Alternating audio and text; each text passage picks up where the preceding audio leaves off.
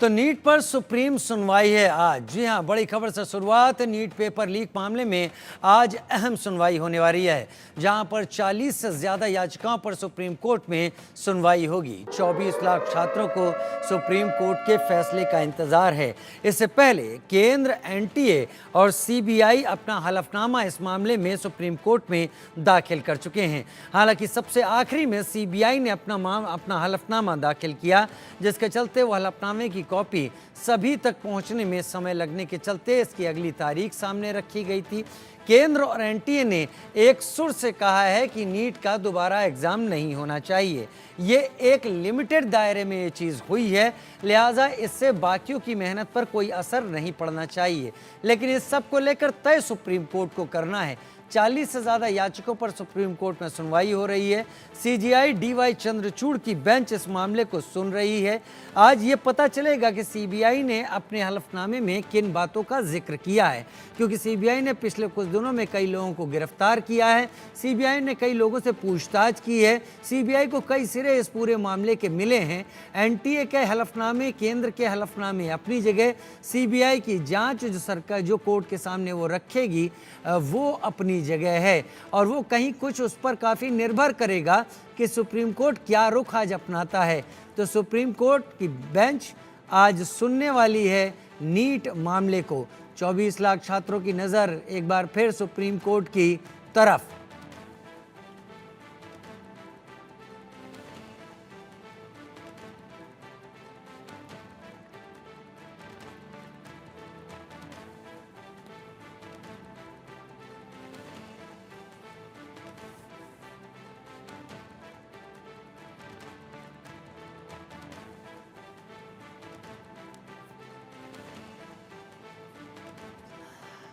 दो खास मेहमान मेरे साथ इस वक्त जुड़ रहे हैं। डॉक्टर इमरोज़ खान, मुख्य चिकित्सा अधिकारी दिल्ली, मेरे साथ जुड़ रही हैं, और चारू माथुर मेरे साथ जुड़ रही हैं, एओआर सुप्रीम कोर्ट के तौर पर मेरे साथ जुड़ रहे हैं। जल्दी जावेद हुसैन, मेरे संवाददाता दिल्ली से मेरे साथ लाइव भी जुड़ेंगे। साथ ही रितेश मिश्रा भी मेरे संवाददाता पटना से मेरे साथ लाइव जुड़ेंगे।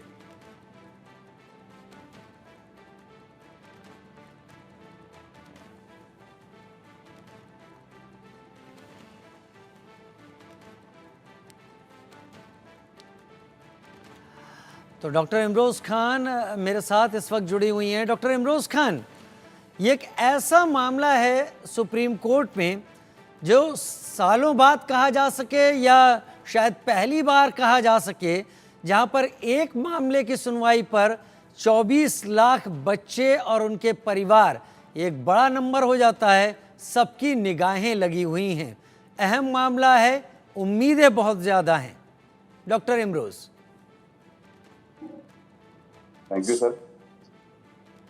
असल में सुप्रीम कोर्ट के पास जो सुनवाई है वो आज 18 जुलाई यानी थर्सडे को है, और लास्ट वेडनेसडे जो है जो ये क्या कहते हैं सेंट्रल गवर्नमेंट है, इसने भी एक हलफनामा दाखिल करा था कि इसमें कोई माल प्रैक्टिस नहीं हुई है, और सीबीआई भी अपना काम कर रही है इसके अंदर। तो आज देखिए क्या फैसला होता है, लेकिन जो भी फैसला होगा मैं तो यही कहूँगा कि जो बच्चों ने मेहनत करी है, जो बच्चे उम्मीद लगाए बैठे हैं कि भाई आज सुप्रीम कोर्ट से उनके हाथ में फैसला आएगा, क्योंकि 620 का कोई बच्चा है और 630 का कोई बच्चा अगर है रैंक वाला, तो मुझे नहीं लगता है कि उसे कॉलेज इस वक्त मिल पाएगा। क्योंकि पहले जो हुआ करता था 620 से लेके 720 के बीच में जो नंबर्स हुआ करते थे बच्चों के, वो 13,000 14,000 करीब बच्चे उसमें आया करते थे। लेकिन इस बार क्या हुआ है कि जैसा आपको पता है कि 620 और 720 के रैंक के बीच में 58,000 के करीब बच्चे आ गए हैं, यानी सारी सीट जो है इसके बीच में ही फुल हो गई हैं। तो जो बच्चे कई साल से मेहनत कर रहे हैं, क्योंकि एक साल में नीट में नहीं आ जाता, इसके एग्जाम के लिए आपको 1 साल 2 साल मेहनत करनी पड़ती है, कुछ बच्चे 3 साल ही मेहनत करते हैं, उसके बाद ही इसको क्वालिफाई ठीक से कर पाते हैं। तो जिन बच्चों का टारगेट पहले 620 630 था और 620 को लेके भी आ गए हैं मेहनत करके, तो मुझे लगता है उनको कॉलेज मिल पाएगा अभी।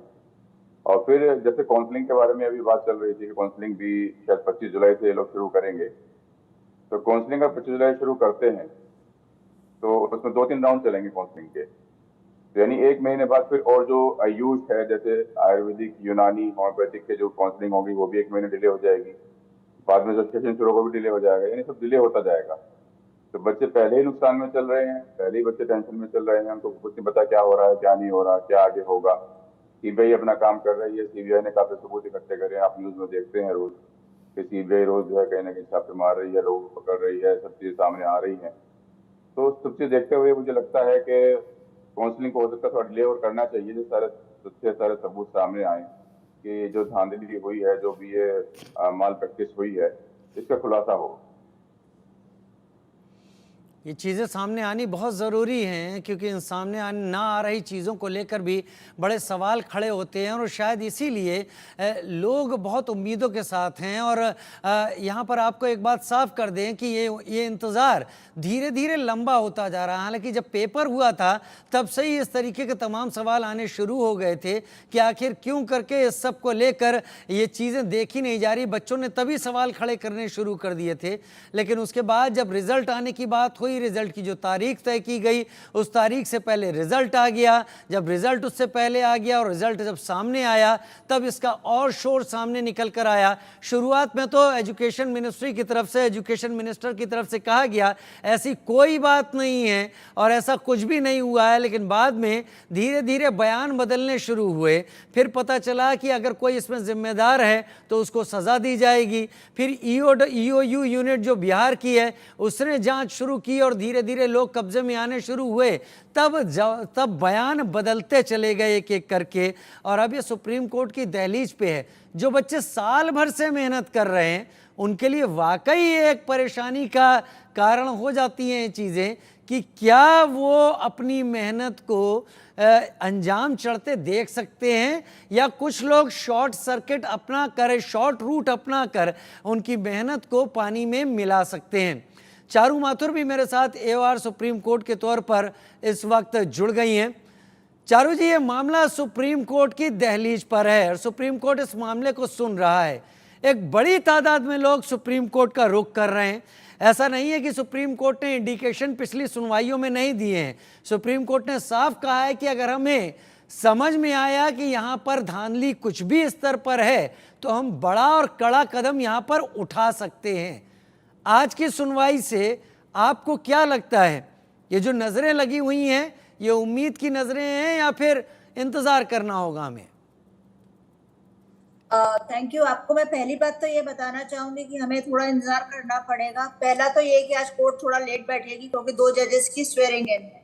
11:15 तक कोर्ट बैठेगी। और जहां तक है, इनिशियली मेरा भी जो मानना था कि जहां अगर लिमिटेड जगह हुई तो सारे बच्चों को एग्जाम नहीं देना पड़े, पर जिस हिसाब का डेटा सामने आया है इसमें मास पेपर आउट हुआ है, मास प्रॉब्लम है इसके अंदर। और इवन जो डेटा फाइल करा है एनटीए ने, उनको एग्जाम वापस ही करवाना चाहिए। रीनीट होना जरूरी है, बिकॉज हम इस तरीके से नहीं जा सकते कि जब आपके 8% स्टूडेंट्स आ रहे हैं 3 सिटीज में से, जहाँ पे आपका ऑलमोस्ट 800% इन्फ्लेशन है 600 से 720 के अंदर। जहां तक मुझे लगता है ये मैटर, हमने बाकी एग्जाम्स के लिए भी री एग्जामिनेशन हुए हैं, और ये बच्चों का, सिर्फ बच्चों का भविष्य की बात नहीं है, एक्चुअली हमारा पूरा हेल्थ का जो इकोसिस्टम बनेगा। आप देखिए कि हम बच्चों को किस तरीके से ला रहे हैं, ये डॉक्टर बनने जा रहे हैं। ये सिर्फ ये 24 लाख बच्चों का सवाल नहीं है, ये आने वाले भविष्य में भारत की हेल्थ का सवाल। आज तक जहां तक सुप्रीम कोर्ट की सुनवाई का है, इसमें बहुत सारे ऐसे इश्यूज हैं जो कॉन्ट्राडिक्टरी हैं। इवन जो आईआईटी की भी जो रिपोर्ट आई है उसके अंदर भी मेरे हिसाब से कॉन्फ्लिक्ट है, क्योंकि जो गवर्निंग बॉडी ऑफ एनटीए में आईआईटी मद्रास के डायरेक्टर हैं, उन्हीं की रिपोर्ट आ रही। तो मेरे को लगता है इसमें ऐसा कुछ नहीं है। अगर इतनी मास स्केल पे जब चीजें आ रही है तो एग्जाम वापस करा देना चाहिए। आपने कहा कि देश के भविष्य के साथ, हेल्थ के साथ खिलवाड़ है, देश की हेल्थ के साथ खिलवाड़ है ये, क्योंकि अगर ऐसे डॉक्टर्स जो कि लायक नहीं हैं और वो शॉर्ट रूट्स अपनाकर, इस तरीकों को अपनाकर डॉक्टरी की पढ़ाई में आगे चले जाते हैं तो कितने बेहतर हमारे सेहत का ख्याल रख पाएंगे, ये एक बड़ा यहाँ पर सवाल है। मैं सुप्रीम कोर्ट का नीट पर अब तक का स्टैंड समझा देता हूँ जो आप लोग देख रहे हैं। पेपर लीक हुआ है, ये बात तय है, ऐसा सुप्रीम कोर्ट ने कहा है। स्कैम का दायरा कितना बड़ा है ये सुप्रीम कोर्ट जानना चाहता है, और इसके साथ सुप्रीम कोर्ट ने यह भी कहा है कि दायरा बड़ा है तो री नीट एग्जाम होना चाहिए। यानी चारू माथुर जी, एक बात तो साफ है, आज के इलेक्ट्रॉनिक युग में जब हम एक कोई तस्वीर लेते हैं मोबाइल फोन के जरिए और उसको केवल सेंड बटन दबाएं तो 5 सेकंड वो सबसे बड़ा समय होता है जब वो अमेरिका में किसी के मोबाइल में पहुंच जाती है। तो यहाँ पर ये तस्वीरें जो पेपर लीक की थी ये कहाँ कहाँ गई होंगी?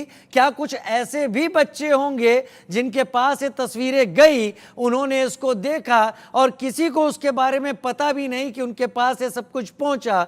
तो उस लिहाज से तो बहुतों का हक मारा गया है। चारू जी, आपकी बात से मैं बिल्कुल तरीके से सहमत हूँ। मेरा मानना है कि एटलीस्ट 50 to 60%, 70% बच्चे इनोसेंट हैं, पर अगर आपका कहीं पेपर लीक गया है, अगर आपकी सैंक्टिटी ऑफ एग्जाम्स नहीं रहती है तो वो चीज गलत है।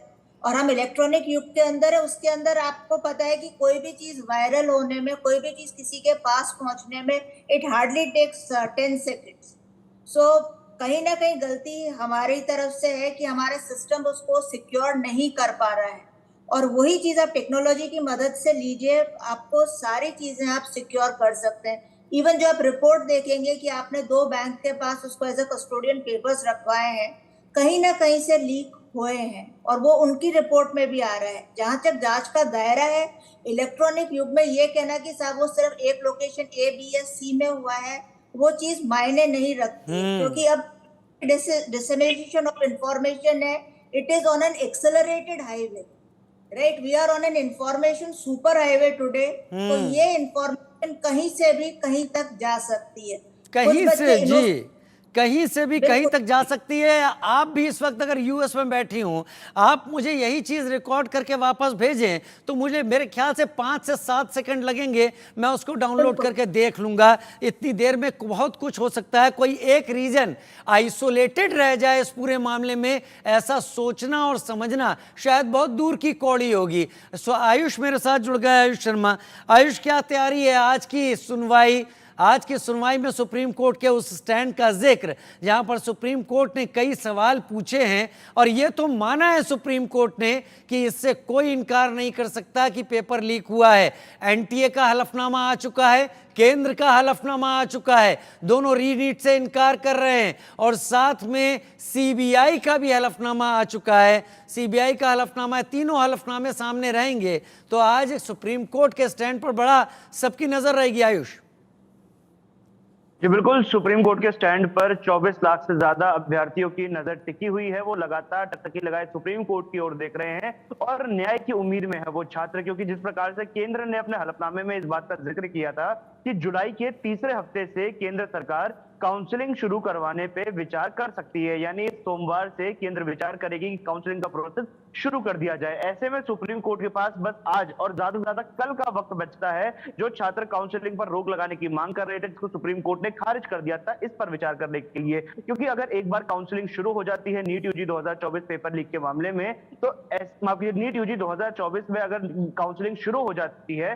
तो जिन बच्चों ने लाखों रुपए की फीस दी, जिन बच्चों ने लाखों रुपए का डोनेशन दिया, तो ऐसे बच्चे अगर री नीट की मांग कर भी रहे थे तो हो सकता है वो अपनी इस मांग को, और कई ऐसे याचिका करता है जो अपनी इस याचिका को वापस ले ले। क्योंकि एक बार काउंसलिंग शुरू हो जाए, एक बार एडमिशन शुरू हो जाए, तो ज्यादा से ज्यादा अभ्यर्थी जो है वो इस होड़ में रहेंगे कि किसी तरीके से बस उनका एडमिशन हो जाए, क्योंकि री नीट की उम्मीद पर वो लोग छोड़ देंगे। अब यहाँ पर बात करते हैं कि हलफनामे में क्या कुछ कहा गया। देखिए, केंद्र सरकार ने अपने हलफनामे में ये बात कही है, आईआईटी मद्रास की रिपोर्ट का हवाला देते हुए, कि कहीं पर भी मास लीकेज नहीं हुआ है। कुछ ऐसे सेंटर हो सकते हैं जहां पर लीकेज हुआ हो, उसके बारे में कार्रवाई की जाएगी। और जिन बच्चों के अधिक नंबर आए हैं एक सेंटर से, वो इस वजह से है क्योंकि वहां पे कोचिंग इंस्टीट्यूट और कोचिंग सेंटर ज्यादा है। तो वहीं दूसरी ओर एनटीए ने यह बात बोली है कि पेपर लीक की कोई बड़ी घटना नहीं हुई है। और टेलीग्राम पर जो वीडियो वायरल हो रहा था, जो पेपर लीक होता हुआ दिखाया जा रहा था, जिस वीडियो में वो स्क्रीनशॉट्स दिखाए जा रहे थे, उसमें जो वीडियो है वो फोर्ज्ड है, वो एडिटेड है, उसको जानबूझकर ऐसे बनाया गया है जिससे ये लगे कि इस बार 2024 का पेपर जो है वो लीक हो चुका था। इस चीज को इस तरीके से दर्शाने की कोशिश की। और हलफनामे में एनटीए ने एक वीडियो का लिंक भी डाला, वो यूट्यूब वीडियो थी जिसमें ये चीज दिखाई जा रही थी कि किस प्रकार से किसी भी ऑनलाइन डॉक्यूमेंट को कितनी आसानी से एडिट करके उसे फेक बनाया जा सकता है। तो ये दोनों एनटीए और सरकार यहाँ पर अपनी साख बचाने की कोशिश कर रही थी, क्योंकि सुप्रीम कोर्ट ने ये बात बोली थी कि अगर 0.01% डिस्क्रिपेंसी भी सुप्रीम कोर्ट को नीट यूजी 2024 के एग्जाम में नजर आती है तो वो इस पेपर को लेकर कड़ा कदम उठाएंगे। और वो कड़ा कदम क्या होगा? क्या सुप्रीम कोर्ट रीनीट कराएगा? क्या सुप्रीम कोर्ट काउंसलिंग पर रोक लगाएगा? उसके लिए आज के फैसले का इंतजार करना होगा। अहम बात हो जाती है कि सीबीआई ने क्या किया। देखिए, सीबीआई लगातार धरपकड़ में लगी हुई है। कई लोगों को उन्होंने गिरफ्तार किया, 2021 बैच के डॉक्टर्स गिरफ्तार किए गए, कई ऐसे लोग जिन्होंने ट्रंप से पेपर चुराया था उन लोगों को गिरफ्तार किया गया। लेकिन ये जो गिरफ्तारियां हो रही है, फिर चाहे वो राजस्थान में हो, गुजरात में हो, बिहार में हो, झारखंड में हो, ये गिरफ्तारियां ये संकेत देती हैं कि पेपर लीक का पैमाना कितना बड़ा था। जहां एक और एनटीए कह रहा है कि बड़े लेवल पर पेपर लीक नहीं हुआ, मास लीकेज नहीं थी, सरकार भी यही बात दोहरा रही है, तो वहीं दूसरी ओर जब सीबीआई इतने बड़े लेवल पर धरपकड़ कर रही है, लगातार लोगों की गिरफ्तारियां कर रही है, तो ये दोहरावास कहीं ना कहीं इन तीनों याचिकाओं में होता हुआ नजर आ रहा है। जी, वाकई पेपर लीक का पैमाना कहीं बड़ा था और इस बड़े को लेकर ही सबसे ज्यादा संशय यहां पर आयुष खड़ा होता है कि इसके पीछे सुप्रीम कोर्ट शायद कड़ा रुख अपना सकता है, क्योंकि हर कहीं जगह से गिरफ्तारी हो रही है। अगर गिरफ्तारी हो रही है तो बड़ी सीधी सी बात है कि सारा मामला कहीं गड़बड़ हो रखा है, और ये गिरफ्तारी अगर सही है तो बड़े पैमाने पर लीक है, नहीं तो ये गिरफ्तारियां गलत हैं, ये गिरफ्तारी किस आधार पे की गई, तो बहुत कुछ फंसता दिखाई पड़ रहा है एनटीए यहां पर। लेकिन मैं डॉक्टर इमरोज आपका रुख करूंगा। एक रिपोर्ट का बड़ा ज्यादा हवाला दिया जा रहा है, वो रिपोर्ट है आईआईटी मद्रास की। अब चारू जी ने यह बात साफ कर दी कि आईआईटी मद्रास की तरफ से जिन्होंने इस रिपोर्ट को जिन्होंने इस रिपोर्ट को बनाया है, जिनकी अध्यक्षता में सारी चीजें आई हैं, वो एनटीए के भी पैनल पर हैं। तो इसमें जो ईमानदारी है, इसमें जो न्यूट्रलिटी है, वो कितनी तय की जाएगी डॉक्टर इमरोज? सर, ये जो आईआईटी मद्रास से इन्होंने कराया है हलफनामा, वो इंक्वायरी जो कराई है, उन्होंने तो क्लीन चिट दे दी है। लेकिन अगर तो शुरू से लेकर चलेंगे, आप एग्जाम से पहले ही पेपर लीक का मामला सामने आ गया, लेकिन उस पर ज्यादा ध्यान नहीं दिया गया, लोग पकड़े भी गए, पेपर्स भी जले हुए मिले। उसके बाद फिर जब ये बातें खुली हैं तो गुजरात, झारखंड, बिहार, सब जगह लोग पकड़े गए। बल्कि पेपर लीक के अलावा लोग एग्जाम देते हुए भी पकड़े गए जो किसी की जगह एग्जाम दे रहे थे। और बाद में ये भी बात सामने आई कि भाई आपने एग्जाम में जो आता है वो लिख दीजिए बस, और पेपर को आप छोड़ दीजिए। तो उसके बीच का जो गैप होता है पेपर बाइंड करने का, बच्चों के जाने का, इसमें आधा घंटा मिलता है। उस आधे घंटे में सुना कि उन लोगों को पेपर उनके कर दिए गए। तो ये सब बातें सामने आ रही हैं, इससे तो साफ जाहिर है सर पेपर में बहुत बड़ा माल प्रैक्टिस हुई है। लेकिन इस चीज को अगर कोई नहीं मान रहा तो सीबीआई तो अपना काम कर रही है, सीबीआई सब चीज दिखा रही है कर करके, रोज बातें सामने आ रही है। तो उसकी क्लीन चिट आप कैसे दे सकते हैं बताइए ना? सब चीज देख रहे हैं, पूरी पब्लिक देख रही है, 24 लाख बच्चे सब जो बैठे हैं लगा में, भाई सबने मेहनत करी है, सबने फीस भरी है, सबने ठीक से एग्जाम दिए हैं। तो जो बच्चे कैलिबर रखते हैं, जो बच्चे एग्जाम दे रहे हैं, जिनको पता है मेरा 650 आ जाएगा और एडमिशन मिल जाएगा, ठीक है, एक सेकंड रुको। उसके बाद भी उनको एडमिशन नहीं मिल पा रहा है, तो उन्हें कहीं ना कहीं इंसाफ चाहिए सर। सुप्रीम कोर्ट के पास आज फैसला है, देखिए क्या फैसला आता है, क्या वो लोग इस चीज में देखते हैं।